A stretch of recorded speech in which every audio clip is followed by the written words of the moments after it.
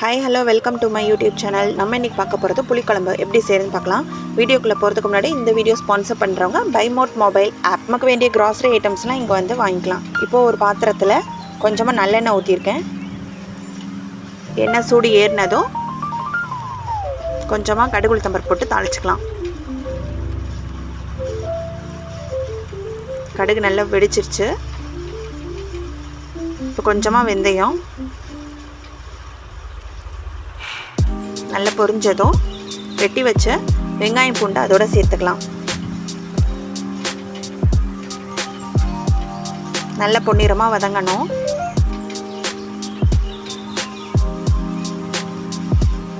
கொஞ்சமாக கருவேப்பிலை இருந்தால் கூட நீங்கள் போட்டுக்கலாம். என்கிட்ட இன்றைக்கி இல்லை. வெட்டி வச்ச ஒரு தக்காளியை நான் வெட்டி இதோட சேர்ந்துக்கிறேன். நல்லா வதக்கிக்கலாம்.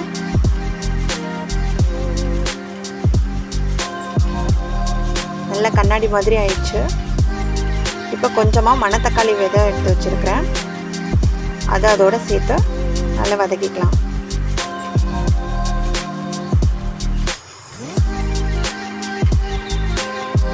நல்லா வதங்கிடுச்சு. ஒரு எலுமிச்சை அளவு புளி வந்து நான் ஊற வச்சுருந்தேன். அதை நல்லா எடுத்து புளி தண்ணியை அதோட ஊற்றிக்கலாம்.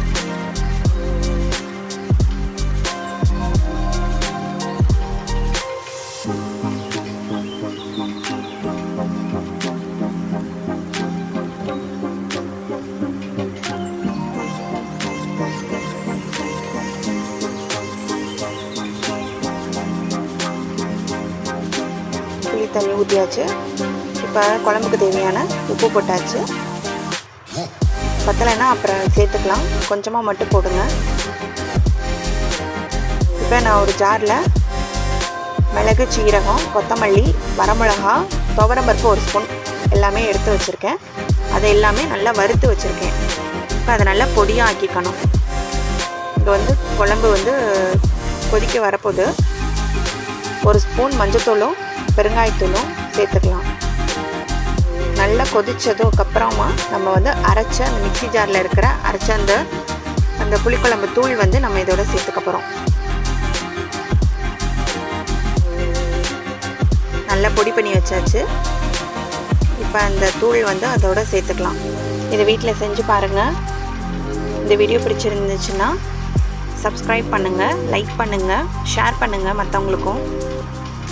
நீங்கள் வீட்டில் ஒரு தடவை இந்த மாதிரி செஞ்சு பாருங்கங்க. சளி இருமலுக்கு இது ரொம்ப நல்லது இந்த புளிக்குழம்பு. ஏன்னா பூண்டு சேர்த்துருக்கோம், மிளகு, சீரகம் நிறைய சேர்த்துருக்கோம். காரத்துக்கு வரமிளகா 1-2 மட்டும்தான் சேர்த்துருக்கேன். மற்றபடி மிளகு தான் நிறையா. அதனால் சளி இருமலுக்கு இது ரொம்ப நல்லது. வீட்டில் செஞ்சு பாருங்கள். குழந்தைங்களுக்கு கூட கொடுக்கலாம்.